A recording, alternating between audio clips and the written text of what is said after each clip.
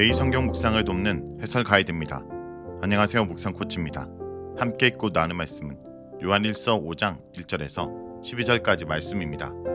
하나님을 사랑하는 자는 예수 그리스도를 믿어 하나님의 자녀가 된 자들로 하나님의 자녀된 다른 이들을 사랑하는 것이 마땅합니다.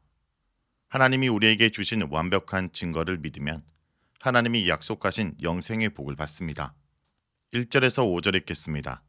예수께서 그리스도의 심을 믿는 자마다 하나님께로부터 난 자니 또한 낳으신 이를 사랑하는 자마다 그에게서 난 자를 사랑하느니라. 우리가 하나님을 사랑하고 그의 계명들을 지킬 때 이로써 우리가 하나님의 자녀를 사랑하는 줄 아느니라. 하나님을 사랑하는 것은 이것이니 우리가 그의 계명들을 지키는 것이라. 그의 계명들은 무거운 것이 아니로다. 무릇 하나님께로부터 난 자마다 세상을 이기느니라. 세상을 이기는 승리는 이것이니 우리의 믿음이니라. 예수께서 하나님의 아들이심을 믿는 자가 아니면 세상을 이기는 자가 누구냐? 1절에서 3절은 하나님을 사랑하는 믿음의 삶을 말합니다. 예수님을 그리스도로 믿는 자는 하나님께로부터 태어난 자입니다. 본문은 믿음과 영적 출생에 관한 관계를 언급한 본문입니다. 믿음의 내용은 예수께서 그리스도시라는 것입니다. 이는 예수께서 하나님의 아들이시라는 고백과 함께 쌍을 이루는 기독론적 고백입니다.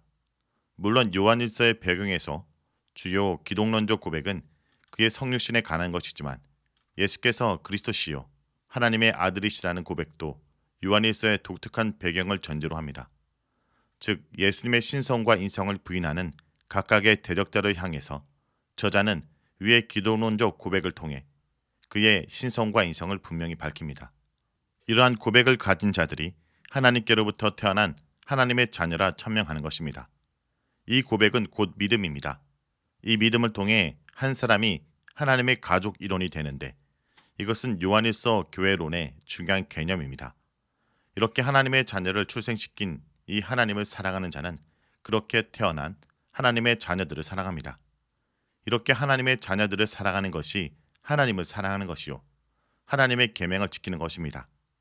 그런데 2절에서는 이와 반대되는 말을 합니다. 즉 하나님을 사랑하고 하나님의 계명을 지키는 것이 하나님 자녀를 사랑하는 방법이라는 것입니다. 이는 결국 하나님의 가족 안에서 다른 자녀들을 사랑하는 것은 하나님의 사랑에 기초한다는 뜻입니다. 우리가 하나님을 진심으로 사랑하게 될 때 또한 그의 계명을 지키기 원합니다. 이는 결국 하나님의 자녀들인 형제 자매를 사랑하는 것에서 잘 드러납니다. 하나님을 사랑하는 것은 그의 계명을 지키는 것입니다.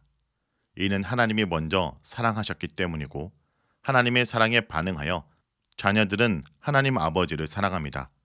그 사랑하는 마음으로 그의 계명을 지킵니다. 심지어 여기서 하나님을 사랑할 수 있는 능력마저도 하나님께서 주십니다. 그렇기 때문에 그의 계명들은 무거운 것이 아닙니다. 다시 말하면 하나님이 먼저 사랑해 주셨기 때문이요. 그 사랑에 반응할 수 있는 힘마저 하나님으로부터 주어지기 때문에 이는 무겁지 않은 계명입니다. 4절에서 5절은 세상을 이기는 믿음의 삶을 말합니다. 하나님께로부터 태어난 하나님의 자녀들은 세상을 이깁니다. 하나님을 대적하는 악한 세력들, 악한 사람들에게 하나님의 자녀들은 지속적인 승리를 합니다. 여기서 하나님의 자녀들이 세상을 이기는 이유는 믿음 때문입니다.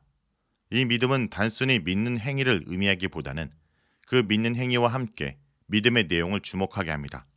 그 믿음의 내용은 예수께서 그리스도시며 하나님의 아들이라는 것입니다. 예수께서 하나님의 아들이심을 믿는 자가 세상을 이깁니다. 예수님의 신성은 앞서 이미 언급되었습니다. 하나님의 아들로서 예수님의 신성을 믿는 자만이 세상을 이깁니다. 세상을 이기는 자가 누구냐라는 지속적 승리를 뜻하는 물음입니다. 이에 예수께서 하나님의 아들이심을 지속적으로 믿는 자가 세상을 이긴다고 합니다. 결국 하나님 자녀의 신앙 여정은 하나님 아들에 대한 지속적인 믿음으로 친밀한 교제를 하는 것이고 그 관계 위에 하나님을 대적하는 세력들에게 지속적으로 승리하는 것입니다. 6절에서 11절에 있겠습니다. 이는 물과 피로 임하신 이시니 곧 예수 그리스도시라. 물로만 아니요 물과 피로 임하셨고 증언하는 이는 성령이시니 성령은 진리니라. 증언하는 이가 셋이니 성령과 물과 피라. 또한 이 셋은 합하여 하나니이니라. 만일 우리가 사람들의 증언을 받을진대 하나님의 증거는 더욱 크도다. 하나님의 증거는 이것이니 그의 아들에 대하여 증언하신 것이니라. 하나님의 아들을 믿는 자는 자기 안에 증거가 있고 하나님을 믿지 아니하는 자는 하나님을 거짓말하는 자로만 만드나니 이는 하나님께서 그 아들에 대하여 증언하신 증거를 믿지 아니하였음이라. 또 증거는 이것이니 하나님이 우리에게 영생을 주신 것과 이 생명이 그의 아들 안에 있는 그것이니라. 아들이 있는 자에게는 생명이 있고 하나님의 아들이 없는 자에게는 생명이 없느니라. 6절에서 8절은 예수 그리스도에 대한 새 증언들입니다. 물과 피로 임하신 이는 예수 그리스도십니다. 이는 앞의 구절이 믿음을 강조했는데 그 믿음의 내용에 해당하기도 합니다. 즉 세상을 이기는 믿음은 예수께서 하나님의 아들이시며 그리스도라는 사실입니다. 물과 피는 세례부터 죽으심까지 예수님의 공생애를 지칭하는 말입니다. 예수께서 하나님의 아들로서 실제 역사 속에서 그러한 삶을 사셨다는 것을 강조합니다. 물로만 아니라 물과 피로 임하셨고 예수님의 십자가 죽음을 좀 더 강조하는 표현입니다. 예수님의 십자가는 분명히 그가 육신으로 오셔서 우리의 죄를 사하기 위해 화목제물로 죽으셨다는 것을 보여줍니다. 또한 이 사실을 성령께서 증언하십니다. 성령은 진리의 영이시기 때문에 진리이신 예수 그리스도를 정확하게 증언하신 분입니다. 그러므로 물과 피와 성령이 예수 그리스도를 증언합니다.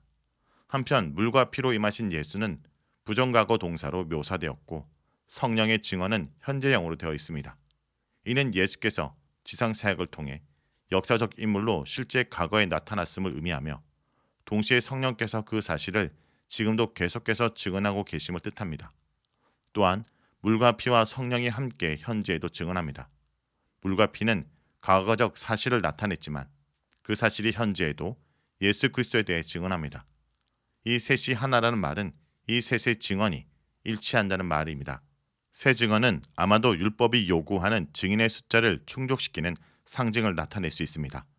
그러므로 물과 피와 성령이 동일하게 예수님의 지상 사역의 역사적 진실성을 증언하고 그리스도의 믿음은 바로 이 사실에 기초합니다. 9절에서 10절은 예수 그리스도에 대한 하나님의 증언입니다. 또한 하나님께서 자신의 아들을 증언하십니다. 두세 명이 하는 사람들의 증언도 받아들인다면 물과 피와 성령의 증언을 주관하시는 하나님 아버지의 증언은 못 받아들일 이유가 없다라는 말입니다. 하나님의 증언을 요한복음 5장 31절에서 40절을 바탕으로 이러한 물과 피와 성령의 증언을 제외한 다른 어떤 증언으로 생각할 수 있습니다. 왜냐하면 요한복음에서 하나님의 증언은 세례 요한이나 성경의 증언, 예수님의 사역의 증언 등과 구분되어 나타나기 때문입니다. 그러나 하나님의 증언은 성령을 통한 증언과 좀처럼 분리할 수 없습니다. 문맥에서 볼 때 이는 앞서 나오는 물과 피와 성령의 증언이 곧 하나님의 증언이며 이 증언의 신빙성과 사실성을 더욱 강조한다 볼 수 있습니다. 하나님의 아들을 믿는 자는 성령을 통해 주시는 이 하나님의 증언이 자기 안에 있습니다. 하나님은 성령을 통해 지속적으로 예수님의 공생의 사역이 역사적 사실임을 증언하십니다. 이를 믿지 아니하는 자는 하나님을 거짓말하는 자로, 즉 세상에 속한 자로 만들어 하나님을 대적하게 합니다. 11절에서 12절은 예수 그리스도에 대한 생명의 증언입니다. 하나님께서 그 증언을 통해 우리에게 주시는 결과는 그가 하나님의 자녀에게 영생을 주셨다는 것입니다. 하나님의 증언을 통해 물과 피와 성령의 증언을 통해 예수 그리스도를 믿는 하나님의 자녀에게 영생을 주셨다는 사실이 강조되고 있습니다. 영생이 예수 그리스도 안에 있기 때문입니다. 그러므로 하나님의 증언을 듣고 예수 그리스도를 믿는 자들은 영생을 가졌고 믿지 않는 자들에게는 영생이 없습니다. 가지다 라는 것은 요한신앙의 독특한 표현인데 2장 23절에서는 아들을 인정하는 자가 아버지를 소유합니다. 요한이서 9절에서는 그리스도의 교훈 안에 거하는 자는 아버지와 아들을 소유합니다. 요한복음 5장 24절에서는 예수님의 말씀과 하나님 아버지를 믿는 자는 영생을 소유합니다. 마찬가지로 이 구절에서 예수 그리스도를 소유한 자가 영생을 소유한다 합니다. 그리스도인들은 믿음으로 그리스도 안에 살게 되고 그리스도가 그 사람 안에 살기 때문입니다. 그러므로 하나님의 증언, 예수 그리스도, 믿음, 영생은 하나님의 자녀의 신앙의 핵심을 형성하는 것입니다. 자, 여기까지가 요한일서 5장 1절에서 12절까지 말씀입니다. 오늘 말씀을 통해 우리는 무엇을 묵상하고 적용해야 할까요? 하나님을 사랑하는 것은 하나님이 주신 계명을 지키는 것입니다. 하나님이 주신 계명의 내용은 하나님의 자녀를 사랑하는 것입니다. 당시 이단에 현혹된 사람들은 구원받은 사람은 율법도 지킬 필요가 없다고 주장했습니다. 하지만 하나님을 사랑하는 사람은 하나님의 계명들을 지킵니다. 은혜라는 미명 아래 계명을 가벼이 여기는 우리 시대의 값싼 은혜의 풍조를 조심해야 합니다. 하나님의 사랑을 받은 자는, 그 사랑으로 예수 그리스도가 그 안에 있는 자는 그 사랑이 그의 삶으로 드러나기 마련입니다.